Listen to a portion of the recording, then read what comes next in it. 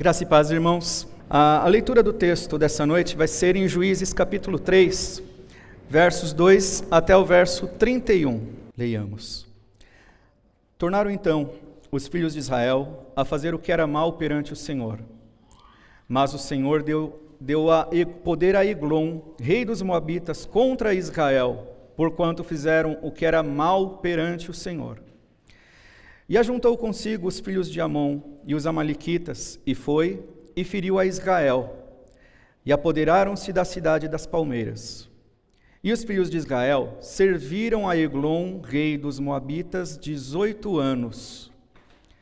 Então os filhos de Israel clamaram ao Senhor, e o Senhor lhe suscitou libertador, Eude, homem canhoto, filho de Gera, benjamita. Por intermédio dele, enviaram os filhos de Israel tributo a Eglon, rei dos Moabitas. Eude fez para si um punhal de 2 gumes, do comprimento de um côvado, e cingiu-o debaixo das suas vestes, do lado direito. Levou o tributo a Eglon, rei dos Moabitas. Era Eglon homem gordo. Tendo entregado o tributo, despediu a gente que o trouxera e saiu com ela. Porém, voltou do ponto em que estavam as imagens de escultura, ao pé de Gilgal, e disse ao rei: tenho uma palavra secreta a dizer-te, ó rei. O rei disse: cala-te. Então todos os que lhe assistiam saíram de sua presença. Eude entrou numa sala de verão, que o rei tinha só para si, onde estava assentado, e disse: tenho a dizer-te uma palavra de Deus. E Eglon se levantou da cadeira. Então Eude, estendendo a mão esquerda, puxou o seu punhal do lado direito e o cravou no ventre, de tal maneira que entrou também o cabo com a lâmina, e porque não o retirou do ventre, a gordura se fechou sobre ele, e Eude, saindo por um postigo, passou para o vestíbulo, depois de cerrar sobre ele as portas, trancando-as. Tendo saído, vieram os servos do rei e viram, e eis que as portas da sala de verão estavam trancadas, e disseram: sem dúvida está ele aliviando o ventre na privada da sala de verão. Aborreceram-se de esperar, e como não abria a porta da sala, tomaram da chave e a abriram, e eis que seu senhor estendido, morto em terra. Eude escapou enquanto eles se demoravam, e tendo passado pelas imagens de escultura, foi para Seirá. Tendo ele chegado, tocou a trombeta nas montanhas de Efraim, e os filhos de Israel desceram com ele das montanhas, indo ele à frente. E lhes disse: segui-me, porque o Senhor entregou nas vossas mãos os vossos inimigos, os Moabitas. E desceram após ele, e tomaram os vales do Jordão contra os Moabitas, e a nenhum deles deixaram passar. Naquele tempo, feriram dos Moabitas uns 10.000 homens, todos robustos e valentes, e não escapou nem sequer um. Assim foi Moabe subjugado, naquele dia, sob o poder de Israel, e a terra ficou em paz 80 anos. Depois dele foi Sangar, filho de Anate, que feriu 600 homens dos filisteus com uma aguilhada de bois, e também ele libertou a Israel. Amém, irmãos, a nossa leitura é até aqui. Vamos orar. Senhor Deus, nós estamos reunidos aqui como igreja de Cristo, porque foi o Senhor mesmo quem decretou isso. Estamos aqui reunidos para adorá-lo, para cultuar a Ti. E já entregamos a Ti nossos louvores, nossa adoração, já oramos ao Senhor. E porque a Tua palavra diz, sabemos que o Senhor se faz presente no nosso meio. Agora, Senhor Deus, no momento do culto cristão, é o momento em que o Senhor fala conosco. E nós lemos a Tua palavra. Portanto, Senhor Deus, esta não é palavra de homens, é palavra de Deus. E eu, Senhor Deus, sou apenas alguém que se coloca aqui para servi-lo. Suplico que o Teu Santo Espírito fale conosco. Que o Teu Santo Espírito faça com que a Tua vontade soberana se aplique a nós. Que conheçamos a Tua vontade, os Teus decretos e os cumpramos. Abençoe-nos nessa noite com a edificação que vem do Senhor, por meio da ministração da Tua palavra. É o que nós suplicamos, em nome de Jesus. Amém. Amém, irmãos. Irmãos, a primeira leitura que a gente pode fazer desse texto, numa olhada assim superficial, é um texto que pode parecer um pouco estranho, porque fala a respeito de Deus levantar um rei ímpio para subjugar o povo de Israel e traz algumas descrições, como por exemplo, o fato desse rei ser obeso, ser gordo. Se a gente prestar atenção no texto, a tradução da nossa versão, ela talvez não explora muito como as coisas realmente o texto mostra, mas ele era muito gordo, e isso tem propósitos desse texto explorar isso, e também explorar a maneira como esse rei foi morto pelo servo de Deus, Eude. Eude então faz uma espada, um punhal de 2 gumes, enfia na barriga daquele homem, daquele rei, de tal forma que algumas traduções, algumas bíblias da nossa, talvez por causa de uma linguagem um pouco mais pesada, mas algumas versões não ignoram o fato de que quando aquele rei morre, as suas entranhas caem, junto das entranhas cai toda a podridão que estava dentro dele, fezes.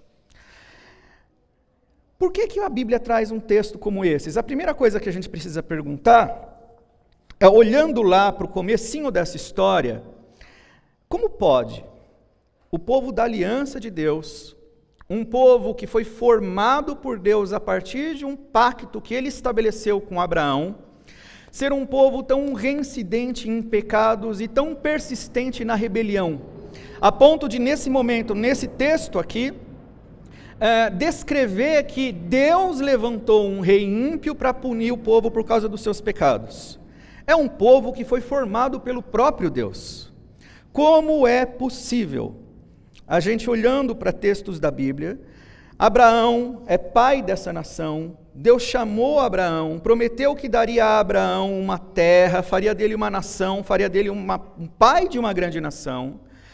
E então, Deus foi cumprindo suas promessas, Abraão teve filho, teve netos, os seus 12 bisnetos são as 12 tribos de Israel. Então, esse povo é levado para o Egito, certa feita, por causa da fome que assolava a terra, para preservação desse povo. No Egito, esse povo cresce em número e é escravizado, passa 400 anos em escravidão.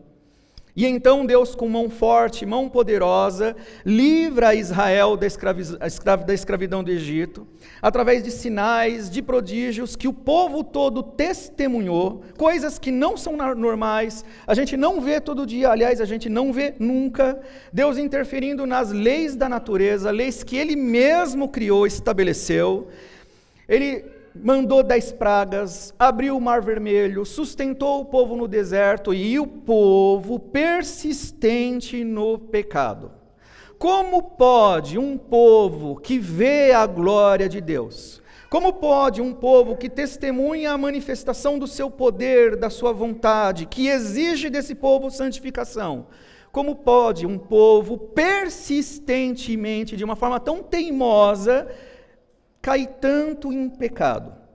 E então, Deus disciplinou esse povo no deserto. Aqui na igreja foi adotada uma prática nos cultos de as pregações seguirem uma ordem. E os irmãos viram já nos últimos domingos, tudo isso foi abordado. O povo no deserto, 40 anos peregrinando no deserto, como uma forma de disciplina, de julgamento, de punição de Deus. Porque aquele povo pecava, era muito fácil, qualquer coisa, eles se renderem a falsos deuses.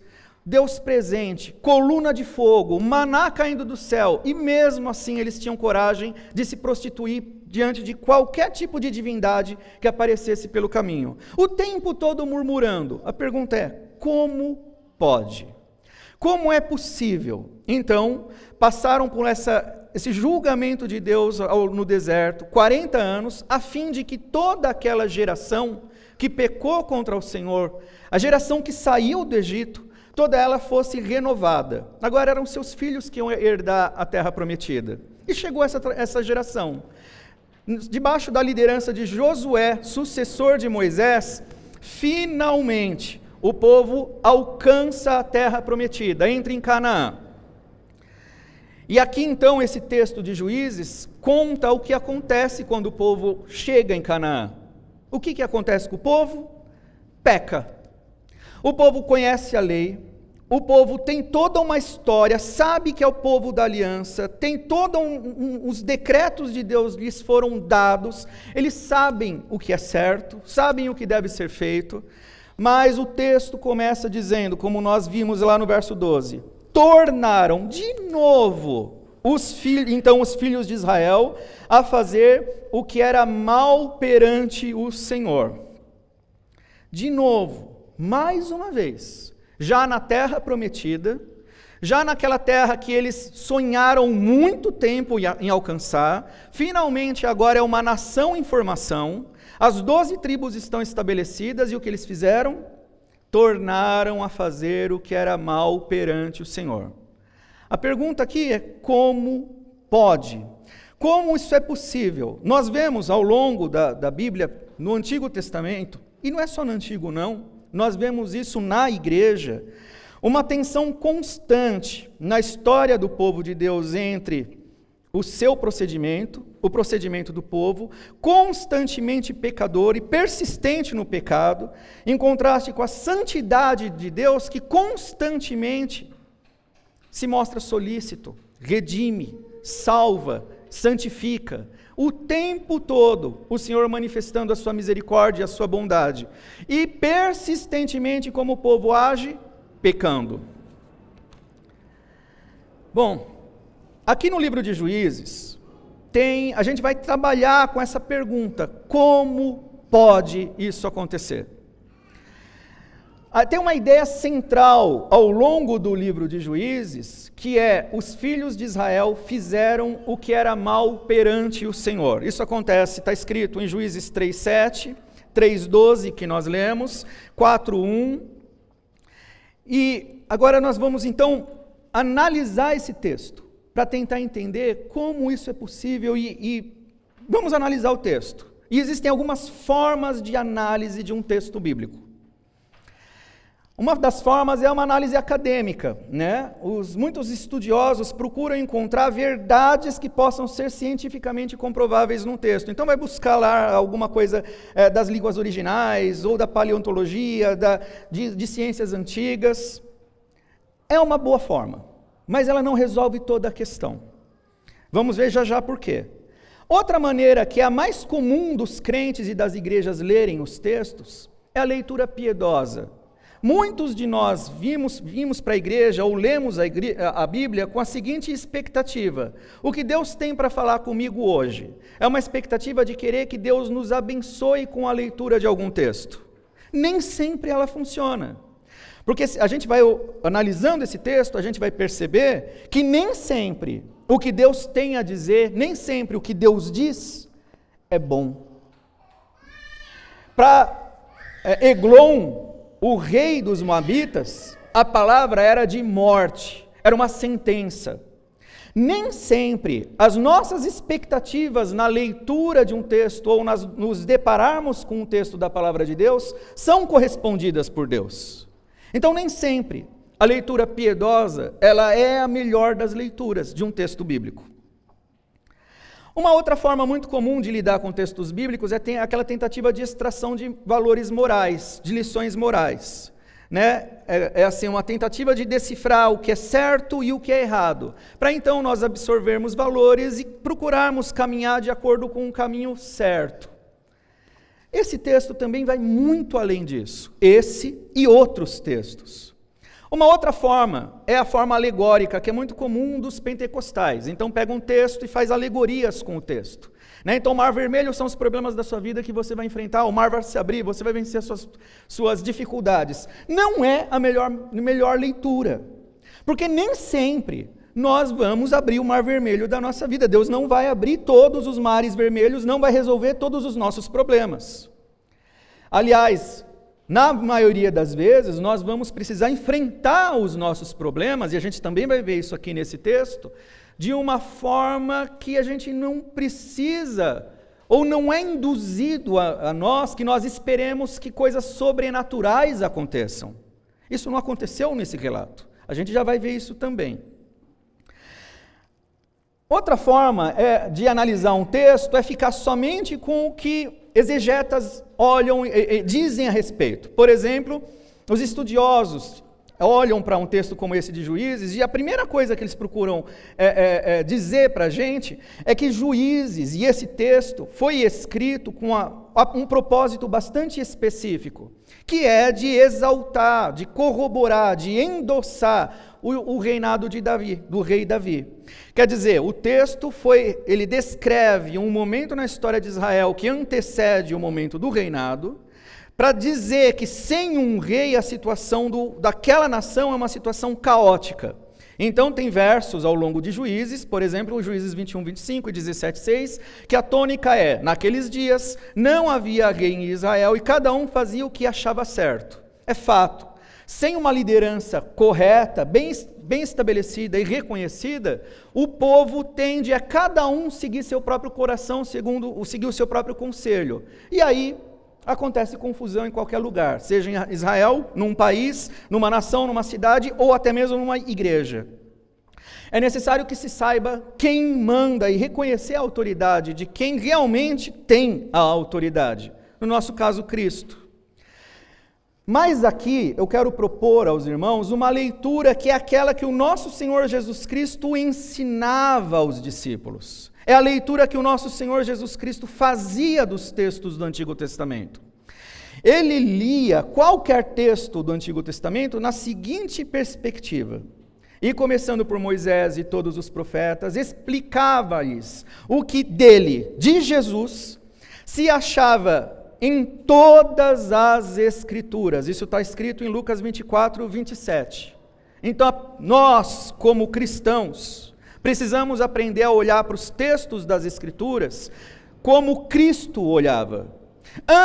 É importante a gente entender o contexto histórico, é importante a gente entender por que aquele texto foi escrito, a quem se direcionava, mas mais importante do que qualquer coisa, e esse método de leitura está disponível a todos os crentes. O mais importante de todos os métodos é entender o que esse texto diz a respeito de Cristo. Todo e qualquer texto das Escrituras fala ou aponta para Cristo. Um texto como esse vai falar sobre a missão redentora do Senhor, vai falar sobre a nossa realidade de pecado, vai falar sobre a vinda do Senhor, sobre o seu retorno, sobre o seu juízo, e também fala como Deus lida com pecadores. Muito mais importante do que a gente entender contextos ou extrair lições morais, é a gente entender um texto na perspectiva do Senhor Jesus. Esse texto aqui está falando de pecado e de como Deus lida com o pecado. Então, um texto como esse, quando nós lemos na perspectiva do Senhor Jesus Cristo, muita gente pega um texto do Antigo Testamento, isso parece que virou moda no meio evangélico, e querem resgatar o sentido judaico da coisa, e muita gente procura implantar nas igrejas costumes judaicos, judaizando a igreja. Hoje é mais ou menos comum gente ter arca, gente tocando shofar, gente cantando musiquinha de origem judaica. Esse texto não está aqui para judaizar as pessoas que estão aprendendo as Escrituras. Não está aqui para promover a cultura ou a religião judaica. Não está aqui para conhecimento de costumes, é o contrário disso. Textos como esse estão registrados para afirmar que Jesus Cristo é Senhor e Salvador, para afirmar que Ele é o Messias dos judeus, é o nosso Messias também. A correta interpretação e análise de um texto como esse está em dizer: o Messias, embora essa palavra não esteja clara no texto, mas está aqui para dizer a respeito da vinda de Cristo, e uma vez que ele já veio, está aqui para dizer, para aqueles que tratam esse texto como inspirado, que a maior de todas as expectativas já aconteceu, a respeito do maior de todos os problemas que nós temos, que é o problema do pecado. Jesus já veio, Ele é o Messias dos judeus, Ele também é o nosso Messias. Todos nós estaríamos condenados, perdidos, indo para o inferno, se não fosse a graça do Senhor Jesus Cristo nas nossas vidas. E aqui a gente já começa a entender um pouquinho a pergunta inicial: como pode um povo que experimentou repetidas vezes a glória de Deus, de uma forma como nenhum de nós viu, persistir de uma forma tão teimosa no pecado. A verdade é, somos podres, pecadores, ainda que tenhamos sido alimentados por Cristo. Basta uma provação mais forte que talvez a gente pode abrir mão e negar o Senhor. Basta alguém talvez oferecer um preço melhor. Muitos de nós cairíamos nesse tipo de cilada. Israel, não é só Israel que está no banco dos réus num texto como esse. É para análise da nossa própria vida. Não há força em nós mesmos. Essa é a primeira coisa que um texto como esse diz. E então vamos para o texto. Tornaram então os filhos de Israel a fazer o que era mal perante o Senhor, mas o Senhor deu poder a Eglon, rei dos Moabitas, contra Israel, porquanto fizeram o que era mal perante o Senhor. Uma coisa que a gente pode perceber aqui existe uma força racional e poderosíssima regendo toda a história, não somente a história de Israel. Deus não é somente aquele que conduz a igreja, Ele conduz todo o mundo. Deus é o rei soberano. O rei Eglon não é de Israel, não é um crente, não é uma pessoa que está debaixo da aliança de Deus, mas ele é um escravo da vontade soberana de Deus. O fato dele não crer, o fato dele ter outros deuses, ter uma outra cosmovisão, se ele crê, se ele não crê, não interessa. Deus é Senhor de Eglon, Deus é Senhor de Edom, Deus é Senhor de todos os pagãos, Deus é o Senhor de todos os ateus, de todos os lugares. Não existe uma única polegada nesse universo todo em que Cristo não possa dizer: isso aqui é meu. Ele é Senhor absoluto e soberano sobre todas as coisas, não somente sobre a igreja. Então, ainda que alguém, e muita gente faz isso, diga que não se importa, que Deus não existe, que não se interessa por Ele ou o menospreze, isso não faz a menor diferença sobre alguns fatos. Ele existe, Ele governa e Ele exerce juízo. Não interessa se alguém crê nele, Ele simplesmente é assim e Ele age assim. Então, uma coisa que a gente percebe aqui, Deus deu poder a Eglon sobre Israel. Foi Deus quem fez com que um rei opressor, ímpio, pecador, se impusesse sobre a nação que pertence exclusivamente a ele. Outra coisa que o texto diz a respeito do pecado do povo. Por que Deus, então os filhos de Israel voltaram a fazer o que era mal perante o Senhor? Presta atenção que o texto aqui não está definindo o que é esse mal. O texto não está dizendo que tipo de pecado, que tipo de costume Israel abraçou, passou a praticar.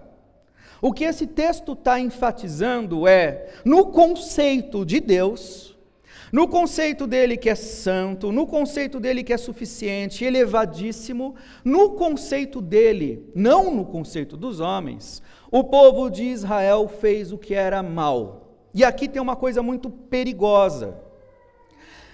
O que é mal aos olhos de Deus é o pecado.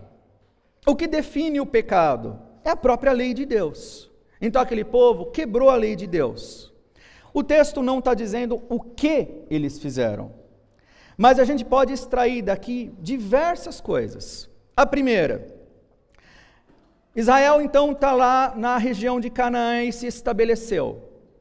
E à medida em que eles se estabeleceram em Canaã, eles passaram a absorver os costumes dos outros povos e relativizar aqueles costumes que foram forjados pelo próprio Deus que se aliançou com eles ao longo da sua história. Então o povo passa a dizer, como muitas vezes os cristãos da nossa época dizem, não é bem assim. Não precisa levar a palavra de Deus tão a sério. Algumas coisas podem ser relativizadas. Podemos abrir mão de algumas verdades. O amor pode tudo. O amor, a gente pode praticar o amor de diversas formas. Podemos fazer algumas revisões. Então, igrejas por aí, por exemplo, já estão absorvendo e praticando e ensinando certos costumes que não têm origem na palavra de Deus, mas têm origem no mundo. Tem origem num contexto, num tipo de vida que aos olhos de Deus é perverso, mas aos nossos olhos humanos não tem nada a ver. A gente está tão diluído na sociedade, nesse mundo, que problema tem a gente absorver algum costume diferente aqui, relativizar outro costume ali? Que problema tem passar a praticar a corrupção em medidas pequenininhas? Que problema tem passar a ter um tipo de vida dupla, onde a gente parece ter uma vida santa quando está diante dos irmãos, mas na verdade a minha vida de verdade lá fora é bem diferente disso?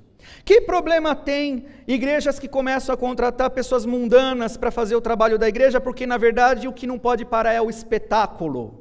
Que problema tem a gente, porque os discursos lá fora são de um politicamente correto, então a gente começar a absorver isso na igreja também, e usar a igreja como um meio de justiça social, de revanchismo, ou quem sabe até de encontrar direitos para que as pessoas pratiquem os pecados livremente, pecados sexuais, por exemplo. E aí então esse povo fez o que era mal aos olhos do Senhor. Um povo que foi separado por ele para ser santo, para ser uma nação de sacerdotes, pratica o que o apóstolo Paulo exortou a gente lá em Romanos 2:3, não tome forma do mundo, não faça isso, renova a sua mente, é a palavra de Deus que tem que estar transformando você, porque na verdade eu e você, todos nós somos fruto da nossa época. Nós não somos naturalmente santos ou isentos de influências pecaminosas. O pecado faz parte, inclusive, da nossa cosmovisão, dos nossos prazeres, das coisas que nós gostamos. Nós aprendemos a cultivar o pecado. Então não é você que tem que decidir o que é certo ou o que é errado. É só a palavra de Deus, é aquele que nos santifica, mas o povo passou a relativizar isso por causa da convivência com outros povos. A convivência com os outros povos deveria ter um outro propósito. Israel era uma nação de sacerdotes, então Israel deveria santificar os outros povos, ensinando a respeito da verdade de Deus, da sua lei, levando adiante a graça que do Senhor receberam, mas ao contrário disso, se encantaram com os deuses que as nações adoravam. Que absurdo! E aí o que acontece? Vem a punição, a disciplina imposta pelo Senhor. Deus reagiu, ou agiu, levantando contra Israel, o seu povo, um iníquo. Olha só como isso aqui é estranho, um pouco engraçado. Deus levantou para punir Israel alguém que pratica os pecados que Israel passou a praticar. Deus levanta um ser deplorável aos seus olhos para punir o povo dele, porque o povo dele passou a fazer as coisas que aquele rei ou aquele reino faziam. Por que Deus faz isso? E ele faz isso muitas vezes, isso é ensinado ao longo das Escrituras. A fidelidade do Senhor, ela é exigida do seu povo. A igreja, Israel prefigura a igreja, e na verdade, inclusive o pastor Ageu agora na abertura do culto, até mencionou isso, a igreja é Israel espiritual, na verdade é uma coisa só. Deus fez uma aliança, formou uma nação, um reino, esse reino é o reino de Cristo. A igreja, Israel, o povo da aliança de Deus, aquele povo que foi comprado por Cristo, na verdade Abraão foi comprado por Cristo na cruz, é exigido desse povo fidelidade. E quanto a quem não é do povo de Deus, não é exigido fidelidade. Não dá para esperar nada de quem está afastado de Deus, abandonado em seus pecados, que faça outra coisa a não ser pecar. Pecar é uma coisa natural de Eglon.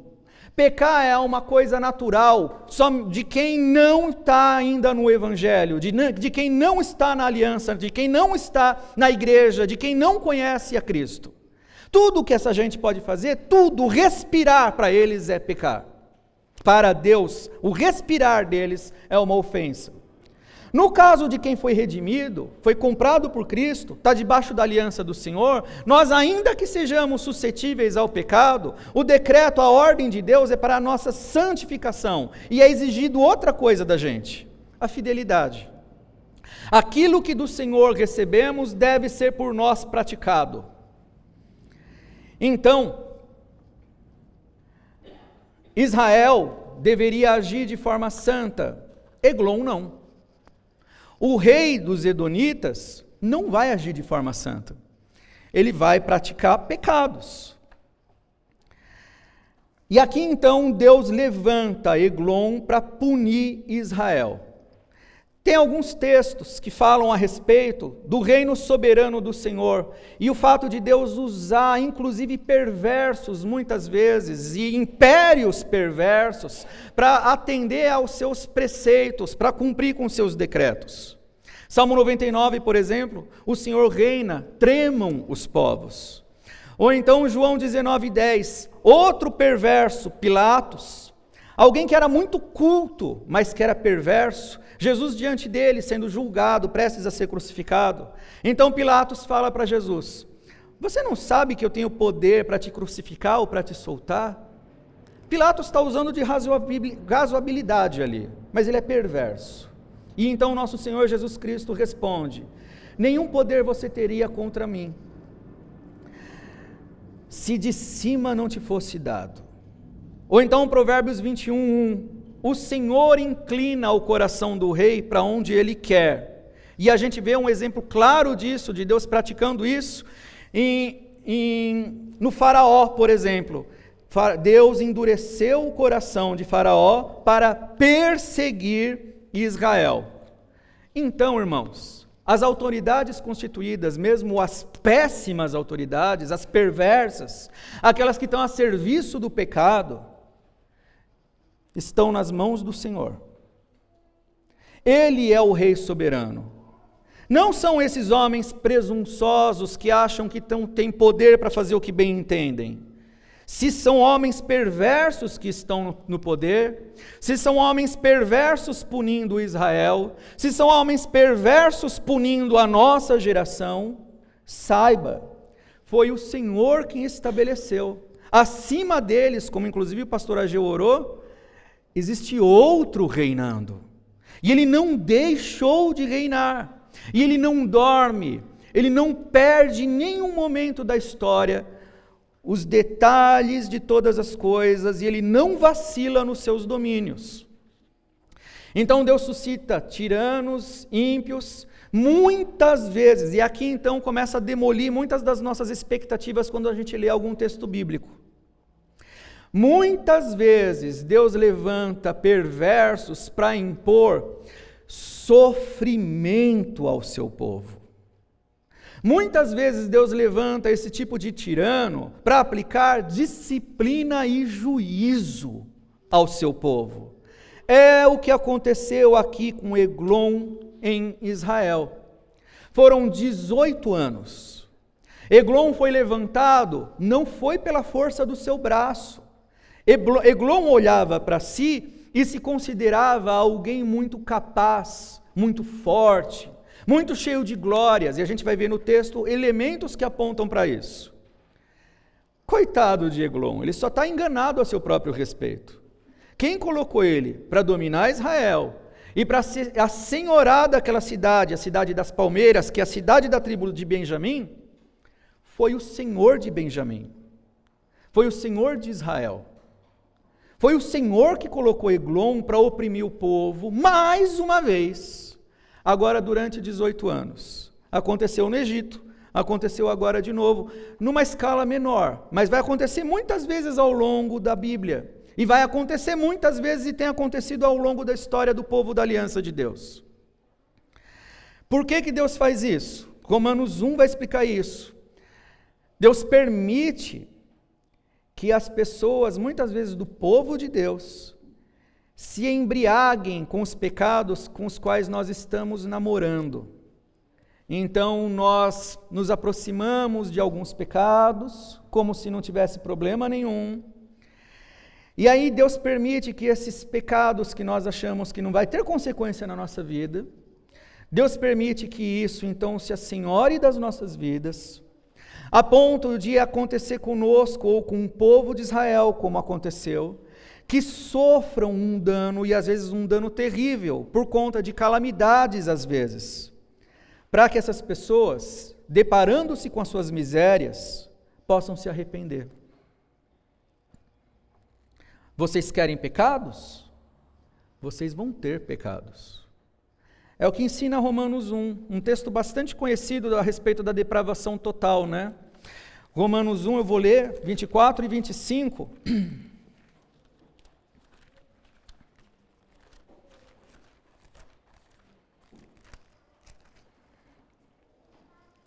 Por isso Deus entregou tais homens à imundícia, pelas concupiscências de seu próprio coração, para desonrarem o seu corpo entre si. Pois eles mudaram a verdade de Deus em mentira, adorando e servindo a criatura em lugar do Criador, o qual é bendito eternamente. Amém.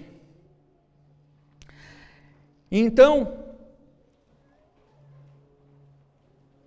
esse tipo de atitude de Deus, de permitir muitas vezes que um ímpio se assenhore do povo, e se assenhore de um período da história, tem como propósito levar a algo que aconteceu na descrição do texto. Logo em seguida o povo orou. E pelo contexto a gente entende que essa oração do povo é porque esse povo caiu em si, arrependido dos seus pecados 18 anos depois de sofrimento. Depois de 18 anos de dominação de um ímpio, de um perverso. Depois de 18 anos em que provavelmente durante algum tempo eles conviviam tranquilamente com os pecados. Mas depois esses pecados se transformaram em sofrimento. E depois Eglon passou a tiranizar esse povo e eles passaram a sofrer. E então, por causa do sofrimento, eles caíram em si, mas foram 18 anos. É bom que a gente pense que num período de 18 anos, provavelmente muita gente morreu. Provavelmente muita gente perdeu as esperanças e se desesperou. Mas um texto como esses corrige também um entendimento que muitas vezes cristãos nutrem. Não existe, irmãos, não existe um povo que seja realmente vítima de um governo mau. Se existe um governo mau, nós não somos vítimas disso. Se existe uma opressão, uma impiedade reinando numa época, na verdade, é porque isso foi cultivado pela impiedade, pelos pecados daquele povo. Isso foi um resultado de algo que foi almejado, que foi cultivado. Deus não dá, não permite e não levanta um líder déspota, um governante corrupto, um vilão dominando sobre um povo, se esse povo for um povo que realmente faz o que é agradável aos olhos de Deus. Se existe uma época de juízo sobre Israel ou qualquer outro povo, é porque esse povo mereceu esse tempo de juízo e cultivou esse tempo de juízo. Deus dá o que o povo precisa, o que o povo cultivou. E o povo quis pecado, pecado terão. O povo quis ser idólatra, então embriaguem-se na sua idolatria. E a única esperança que existe a respeito disso tudo, e é a única esperança, não é um conserto na moralidade do povo. Não é um conserto educacional das pessoas. O único remédio possível é o arrependimento de pecados. O único remédio possível é o que está descrito. O povo orou. É aquela frase que está escrita em 2 Crônicas 7,14, que precisa estar o tempo todo batendo forte nos nossos corações e na nossa memória. Se o meu povo, que se chama pelo meu nome, se humilhar e orar, então eu ouvirei dos céus, perdoarei os seus pecados e sararei a sua terra. O único remédio possível para um tempo em que o povo está sendo disciplinado, e muitas vezes severamente disciplinado, é a conversão, é buscar o Senhor. Se esse tempo todo de sofrimento for uma disciplina imposta pelo Senhor. Tem gente que pensa que passear de mãos dadas com o diabo num parque é coisa inofensiva. Não tem problema. Pornografia, corrupção, não tem problema roubar, fraudar, não tem problema mentir. Não tem problema, muitas vezes a gente enfatiza pecados que são de coisas que nós não devemos fazer. E aqueles pecados de coisas que nós deveríamos fazer. Não tem problema não amar ao Senhor de todo o nosso coração, com toda a nossa alma e todo o nosso entendimento. Não tem problema vir ao culto e prestar um culto relapso ao Senhor. Não tem problema não amar o nosso próximo como a nós mesmos. Não tem problema não praticar hospitalidade. Não tem problema não dividir, não ter ser dado a partilha. Não tem problema não socorrer ao necessitado. Não tem problema não evangelizar. Eu tenho vergonha de compartilhar as coisas de Cristo. Eu guardo isso para o meu coração e para a minha piedade pessoal. Não tem problema. E então, a palavra poderosa de Deus, que não volta vazia, pode se voltar contra os seus pecados. E ela vai se voltar contra os seus pecados. Por isso que nem sempre, irmãos, a palavra é uma palavra agradável de bênção. Muitas vezes a palavra é de juízo, e foi de juízo para Eglon. Para Eglon, a palavra não foi uma palavra de bênção. Foi uma palavra de morte. Não erreis, Deus não se deixa escarnecer. Tudo que o homem semear, isso também colherá. É o que diz Gálatas 6:7. E aí então, irmãos, tem pessoas como Pilatos ou como Eglon, que de repente podem se gabar do seu poder. Eles podem achar que eles conseguem manipular leis.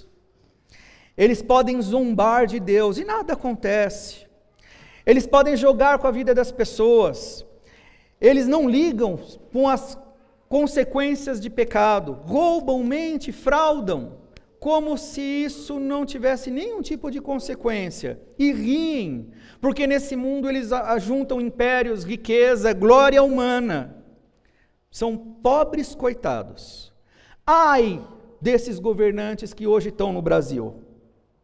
Que aqui na igreja a gente tem a prática de orar por eles como a Bíblia manda, mas ai deles. A única esperança é que se arrependam dos seus pecados. Deus não abençoará do jeito como as coisas estão. Para Deus, todas as nações são como uma gota de água em um balde, é o que diz Isaías 40:15. A glória humana diante do Senhor que reina sobre todos, é nada. Os impérios humanos, diante daquele que é o rei de todas as coisas, passam de uma gotinha de água derramada num balde. E Salmo 2, versos de 1 a 15, descreve um embate entre esses presunçosos e Deus. E em certo momento, descreve que Deus zomba das presunções dos reis da terra. Ele ri desses que acham que são poderosos, porque eles acham que têm o poder da vida e da morte, como Pilatos disse que tinha a respeito de Jesus Cristo. Ele ri de Eglon, porque Eglon acha que tem poder sobre Israel. Pobre Eglon, mal sabe ele, foi o Senhor que colocou, e é o Senhor que tira. E o Senhor vai tirar. E aí então o texto descreve a reviravolta, e aqui isso tem tudo a ver com a gente. Foram 18 anos de opressão, daí Israel orou, aí tudo mudou. O poder e a graça da oração feita por um coração contrito. É claro que aqui está falando Israel, trata-se de um arrependimento nacional, algo de grandes proporções. O arrependimento de pecados e a busca ao Senhor mudam a história. E então até coloquei, buscar-me-eis e me achareis quando vocês me buscarem de todo o coração. É o que diz o profeta Jeremias, capítulo 29, 13. E o texto lá de 2 Crônicas 7,14. Se o meu povo, se humilhar, que se chama pelo meu nome, se humilhar, orar e buscar a minha face, eu ouvirei dos céus, perdoarei seus pecados e sararei sua terra. Isso aqui é bom para a gente pensar a respeito da nossa realidade. O Brasil hoje é estipulado que perto de 30% da população seja evangélica. E o Brasil hoje não é o melhor modelo de país de decência, de verdade, de caráter, de testemunho. Segue-se então, portanto, que a grande maioria desse povo que fala o nome de Jesus são uma vergonha para o Evangelho. Porque Jesus Cristo estabeleceu a igreja como luz do mundo, sal da terra. Nós somos portadores da palavra de Deus e essa palavra é transformadora, porque ela conclama as pessoas ao arrependimento de pecados. Isso significa que essas pessoas mudam, são mudadas em suas naturezas. Aquele que era perverso não será mais. Aquele que roubava não rouba mais. Aquele que era idólatra não será mais. Aquele que matava um bode para satisfazer os anseios do seu falso Deus, precisa saber que um cordeiro já morreu, para que ele então possa chegar-se ao Deus verdadeiro. Mas nós sequer evangelizamos. O nosso evangelho é para nossa satisfação pessoal, é para nós nos sentirmos confortáveis em nós mesmos, na nossa redoma, na nossa bolha. Ele é inofensivo para o mundo. Muitas vezes não temos nada a dizer para o mundo. São poucos os servos de Deus que têm coragem de dizer para o mundo as verdades de Deus, conclamando as pessoas ao arrependimento de pecados. Você vê pastores em televisão adulando apresentadores que estão lá a serviço de promiscuidade. Você liga a televisão, ou a internet, ou o rádio, e vê pastores que são verdadeiros malucos, tomando postura a respeito de política, defendendo bandeiras ideológicas, mas na verdade ele mesmo é alguém profundamente questionável, porque o primeiro Deus a quem ele serve é Mamon, o dinheiro. Tudo corrompido, 30%, a grande maioria dessa gente, falsa. Não faz sentido, então, irmãos, pela lógica, a gente dizer que diante de 30% de pessoas que clamam o nome do Senhor Jesus Cristo, que esse país, então, está sofrendo uma injustiça. Não está. O que aconteceu aqui com Israel é mais ou menos o que está acontecendo com a gente também. Se temos perversos, ladrões, bandidos no poder, são pecados que muitos de nós cultivamos. Isso diz respeito ao nosso caráter. Claro que não da igreja, daqueles que realmente amam ao Senhor. Mas o problema aqui é o seguinte: se isso faz parte do nosso povo, o mensageiro para esse povo é a igreja. Missão da igreja, dizer a respeito de pecado e salvação. Missão da igreja, ser luz do mundo e sal da terra. E não esse luzeiro que está escondido embaixo de alguma gaveta, que está escondido em algum lugar e que ninguém acha, ninguém vê. Não há testemunho para ser contado. E então vem a reviravolta. O povo orou. E aí o texto diz que Deus levanta um Salvador. Eude é um tipo de Cristo. Ele não é Cristo. Ele é um pecador igualzinho eu e você. Mas quando a gente fala a respeito de tipo de Cristo, é porque nos atos de Eude e naquilo que ele representa, ou outros personagens da Bíblia, existem algumas evidências que clamam, que mostram, que revelam a respeito de quem Jesus Cristo é. Opa, nossa leitura cristocêntrica do texto. Então Deus levanta um Salvador, que é Eude. Um canhoto. O canhoto aqui, por que o texto coloca que ele é canhoto? Provavelmente ele era um ambidestro, era alguém apto para a batalha, alguém treinado.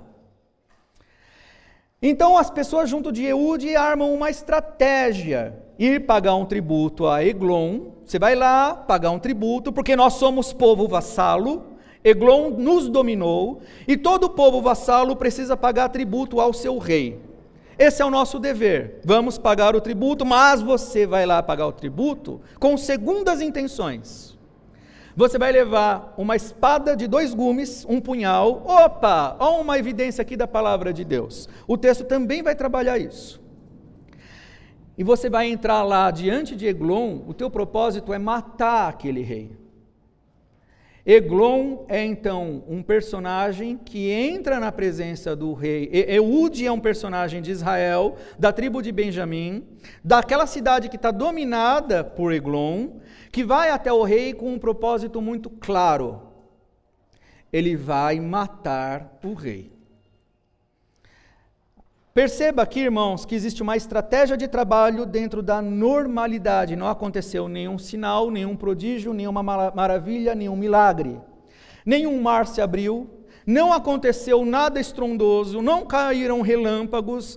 Eude foi levantado por Deus para uma missão específica e Eude, junto com os seus, trabalharam dentro da normalidade, dentro do que pode ser planejado por homens. O que isso diz? Que muitas vezes, e eu arrisco dizer todas as vezes, e quando não for todas as vezes, é a exceção da exceção da exceção, não é, irmãos, para nós contarmos com milagres estrondosos para fazermos o nosso trabalho. Se nós temos uma missão que Deus deu, e Deus deu uma missão, é para nós usarmos as ferramentas e os meios que já estão distribuídos por Deus no nosso meio. E Ele já deu os meios. E esses meios, talvez nem todos eles estão à nossa vista, mas Deus, o Deus que deu a missão, também providenciará todos os meios para que a missão se cumpra.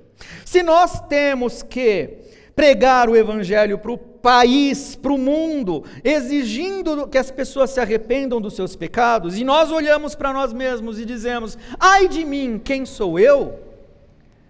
O fato, irmãos, é que isso não corresponde à verdade. Porque a espada, a palavra, a providência, o poder, é Deus quem dá, é Deus quem levanta, é Deus quem conduz, é Deus quem viabiliza todas as coisas, trabalhando dentro daquilo que nós planejamos, dentro das regras humanas, da normalidade. O excepcional é algo com que nós não devemos contar. Aconteceu na saída do Egito. Não aconteceu aqui na saída de Edom. E então acontece o embate com o inimigo. O texto bíblico é um texto inspirado. Então é feita uma descrição a respeito do rei de Moabe, Eglon. E a descrição diz que ele era gordo. Por que a Bíblia coloca uma descrição como essa? Ela é importante?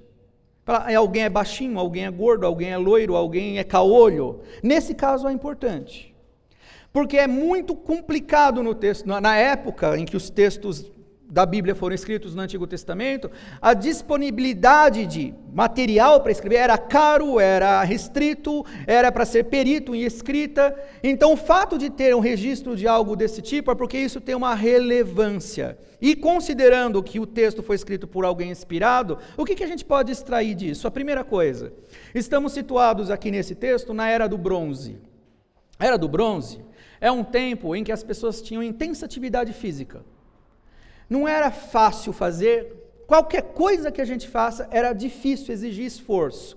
Então, para um rei ser gordo, é porque ele era ele delegava, ele mandava, aquilo na verdade era um tipo que tipifica, que exemplifica que ele era alguém cheio de si, um arrogante, um presunçoso. Alguém dado a dar ordens, alguém que queria tudo para si, alguém vaidoso, cheio de si mesmo, com ego inflado. Era alguém que idolatrava a si mesmo. E a descrição da coisa continua dizendo. Porque quando Eude chega na sala do rei, ele passa por um corredor que é cheio de ídolos. A posição daqueles ídolos naquele caminho aponta para uma outra coisa também. Além de o rei de Edom ser um idólatra, aqueles ídolos todos colocados naquela posição, significa que eles estavam ali para serem testemunhas da glória do rei. Estão aqui para serem minhas testemunhas, testemunhas da minha grandeza. No mundo antigo se erguia ídolos, se erguia postes ídolos, se fazia memoriais através de grandes esculturas que glorificavam o rei. Eude era alguém que se sentia ao máximo. E então, o rei Edom, perdão. E aí Eude entra na presença do rei, faz parecer que vai fazer o que o rei quer. Alguns estudiosos encontram evidências aqui nessa descrição a respeito de perversidades extremas de Eglon, porque Eglon recebe o tributo, Eude entrega o tributo ao rei, e Eude não está sozinho, ele entrega junto de outros vassalos, e aí ele se despede das outras pessoas, provavelmente também guardas que estão lá vigiando a presença daquelas pessoas entregando o tributo, ele se despede de todo mundo e faz de conta que vai embora. Quando então ele chega onde os ídolos estão, ele volta, ele retorna até a presença de Eglon, dizendo, eu tenho uma palavra para te dizer. E Eglon então manda ele se calar. Quando ele manda ele se calar, ele está com os seus vassalos, com os seus servos naquele lugar. Eglon quer que ele fale as coisas em secreto, não é para falar na frente de todo mundo. E de alguma forma faz com que Eude entre num lugar que, dependendo do texto bíblico, descreve como sala de verão, ou um lugar que é uma câmara secreta. Alguns estudiosos insinuam aqui perversões daquele homem. Algumas evidências sobre perversões, sobre intenções pecaminosas que Eglon tinha com Eude. E Eude entra no lugar e fala, eu tenho uma palavra de Deus para te dizer. E então Eglon se levanta. Alguns estudiosos vão agora fazer acusações contra Edom, o servo do Senhor. Poxa vida, como pode? O homem se levanta para ouvir a pregação. De repente ele queria ser evangelizado. De repente ele se fez suscetível a ouvir a mensagem. Ele poderia se arrepender. Não, irmãos, não. Quando ele se levanta para ouvir o que Eude tem a dizer, porque Eude diz que tem uma palavra de Deus, é necessário observar todo o contexto. Em primeiro lugar, ele tem toda uma coleção, um panteão de deuses para cortejar a sua glória. Seria mais um Deus para cortejar a minha glória. O Deus de um vassalo. Mais um Deus se submetendo à minha glória. Comportamento parecido com o comportamento que Faraó teve. Quando Moisés, exigindo a libertação do povo, deixa meu povo ir, começou a ter ali um duelo de deuses. Todos os deuses do Egito foram julgados pelo Deus de Israel, incluindo Faraó. É um comportamento parecido também com o que Pilatos teve. Eu tenho poder sobre a sua vida, Jesus. Eu posso te libertar e posso te condenar à cruz. Não, você não pode. Ou se pode, é porque um poder do meu Senhor, o poder do alto te foi dado para isso. Na verdade, em última análise, quem está me mandando para a cruz é o Pai. Você é só um instrumento nas mãos do Senhor. E então aqui, Eglon, ele se levanta para ouvir Eude, e Eude dá a palavra de Deus. E como é a palavra de Deus que ele entrega para aquele rei perverso? É uma espada de 2 gumes, uma alusão clara. A palavra de Deus ao longo de toda a Escritura, a maneira como a palavra se manifesta em juízo. A espada de 2 gumes é um tipo de espada que foi projetada não para cortar, não para ferir, mas para ser cravada no seu coração e num único golpe te matar.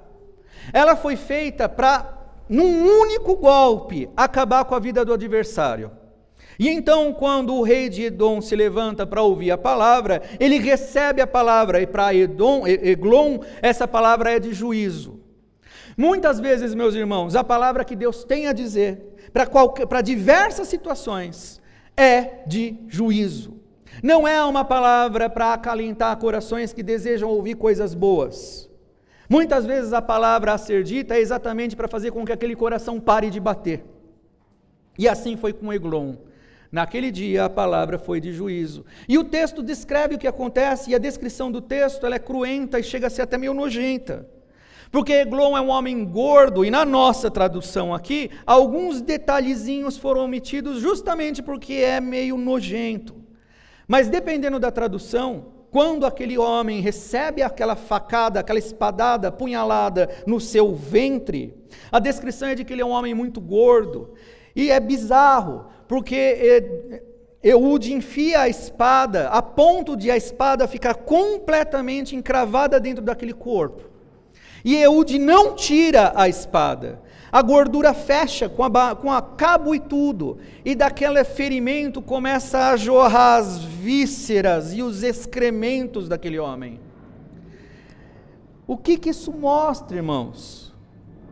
A palavra de Deus, quando ela é manifestada em juízo, ela expõe as nossas vergonhas, as podridões que estão escondidas dentro de nós. Quando a palavra de Deus é proclamada para apontar os pecados de um povo, de um tirano, de um déspota, não é para ser feito com suavidade, mas é para mostrar as podridões que estão escondidas por detrás daquela capa, que pode parecer ser agradável aos olhos de muitos, mas que aos olhos de Deus só tem podridão por baixo daquilo. E é a própria palavra de Deus que evidencia isso. E então aquele rei cai morto. E aí os funcionários se incomodam, porque o rei está demorando muito dentro da sua câmara secreta, do seu salão, da sua sala de banho.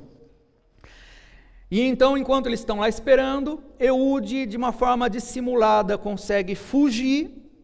E aí aqueles servos do rei, depois de muito tempo, pegam uma chave, abrem a porta e se deparam com o corpo do seu rei caído no chão, envolvido de sangue e com toda a podridão que saiu pelo ferimento. E Eude, quando sai, ele passa de novo diante dos ídolos que Eglon colecionou.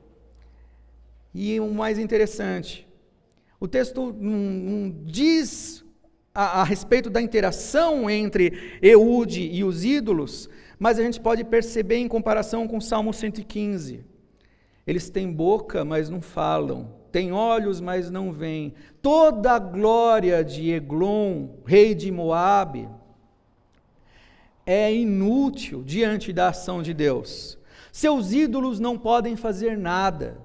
A idolatria tanto de si mesmo, o alto amor, a alta glória, como também a idolatria aplicada a deuses que ele poderia acreditar que seriam seus defensores, seus protetores, seus guardiões, se mostraram inúteis diante da ação do único Deus verdadeiro através de um único homem.